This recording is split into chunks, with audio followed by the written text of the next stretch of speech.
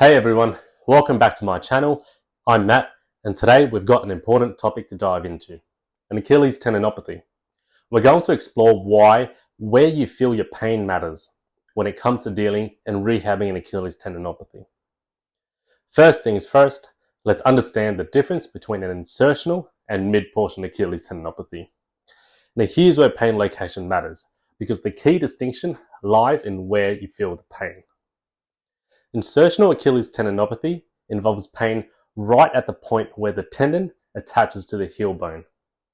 So that's going to be right at the bottom of the Achilles tendon itself.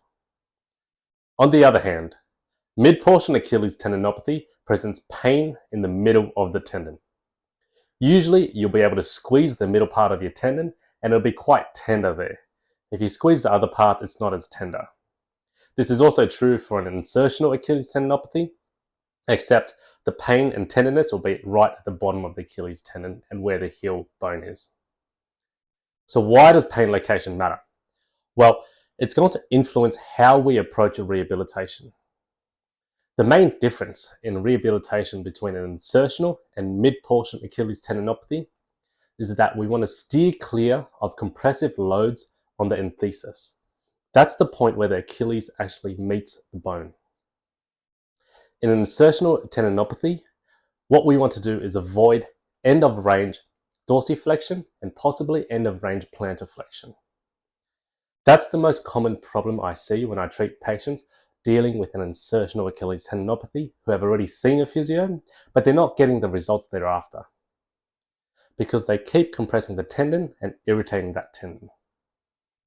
For a mid-portion Achilles tendinopathy, usually we can start loading through the entire ankle range pretty early on, and we don't have to worry about any major compressive loads. Now, let's get into the rehab principles that are going to apply to both insertional and mid-portion Achilles tendinopathy. So really the only difference is with an insertional, you want to avoid end-of-range dorsiflexion and possibly end-of-range plantar flexion.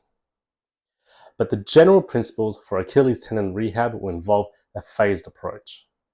No matter where your pain is, initially you want to have some relative rest. So that means avoiding activities that aggravate your symptoms. I can't stress this enough. Avoiding aggravating activities does not mean doing absolutely nothing. Most people take rest too seriously and avoid activity altogether. That's the worst thing you can do for your tendon unless you've actually ruptured it and it's completely torn. Generally, when you're avoiding aggravating activities, you're avoiding high-impact activities and exercises, you're limiting excessive stretching of the tendon, and you're steering clear from anything that causes pain immediately during the exercise, immediately after the exercise, or the next day. It's a tricky balance because you want to keep the highest level of activity possible without aggravating the tendon. So let's break down the rehab process into different phases. In the early stage, when pain becomes a big factor, we focus on isometrics. These are basically static exercises where all you're doing is holding a specific position. You want to perform these isometric exercises at 70% or more of your maximum voluntary isometric contraction. This is done for about 5 sets of 45 seconds per day if you can. If not, then you're going to work up to that. If you're not sure about 70% of your maximum voluntary isometric contraction, which most of us won't be, you can usually estimate this quite well based on your perceived exertion. That means for the exercises that you do, you want to feel a rate of perceived exertion of around 7 to 8 out of 10. 0 being absolutely no exertion at all, so like when you're sleeping and lying on your bed, and 10 means maximum exertion, where you've reached absolute failure and you're about to pass out. For an Achilles tendinopathy, we usually start with single leg isometric calf raises. This is usually enough load for most people to begin with. However, if you feel this is too easy, you can just hold on to some dumbbells or some weights to increase the intensity.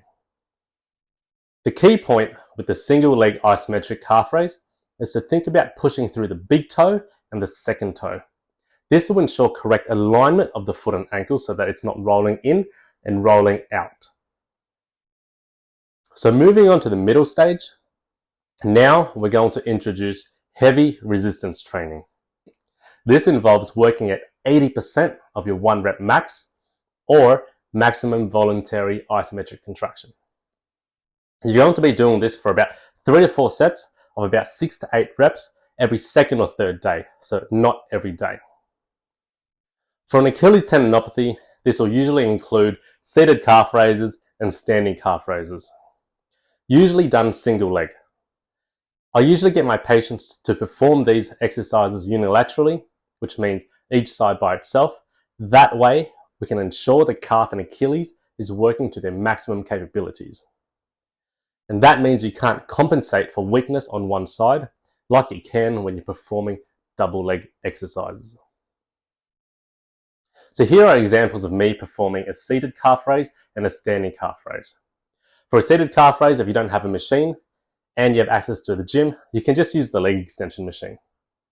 But once again, the key point for both of these exercises is making sure that you're pushing through the big toe and the second toe so that your ankle doesn't roll in or out. Similar to your isometrics, your rate of perceived exertion should be around an 8 out of 10, so you should be working pretty hard. As we progress to the late stage, we incorporate plyometric and power training usually about 2 to 3 times a week. Now that's going to change when you actually start returning to sport. This focuses on improving your overall speed and your rate of force development, which is crucial for sports performance because we don't play sports slow. Your plyometric program should also progress according to the load on the Achilles tendon and the speed of contraction, or the rate of force development. For example, we can start with simple double leg pogo jumps on the spot, and we can progress that to single leg pogo hops on the spot. Eventually, we can increase the load and the speed on the Achilles tendon by doing repeated efforts of single leg jumps and hops for height or for distance. The aim of your plyometric progression in your program is to prepare your tendons for high speed running and being able to jump as high as you can. So it needs to be a slow transition from smaller jumps to higher jumps, or lower speed to higher speed.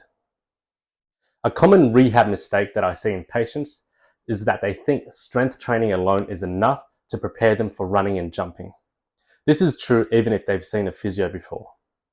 However, let me tell you that isometrics and heavy resistance definitely aren't enough to prepare you for high-speed running and jumping. That's the bare minimum that you need to do to maintain your Achilles tendon. The loads going through your Achilles tendon during these activities will by far exceed what you can lift at the gym. So plyometrics is going to be your way of bridging that gap between your strength training and your sports performance. Finally, having a return to sport criteria is crucial. Before getting back into your regular activities and playing basketball or playing any other sport again, at the very minimum, you must ensure that there are no pain and that your strength is equal on both sides. That's the minimum. You should also include other tests to determine your appropriateness, such as single leg vertical jumps, single leg hops for distance. You should be able to achieve good numbers and they should be equal on both sides. Depth jumps and repeated effort single leg jumps and hops can be used to determine your reactive strength index and should also be considered and equal on both sides before you actually go back to playing at full capacity. These are just a few examples of tests that you can do to determine if you're ready to return to playing your sport. Obviously, each sport and activity is different, so your return to sport criteria is going to be different for each individual. And there you have it. Understanding where your Achilles tendon pain can make all the difference in your rehab journey.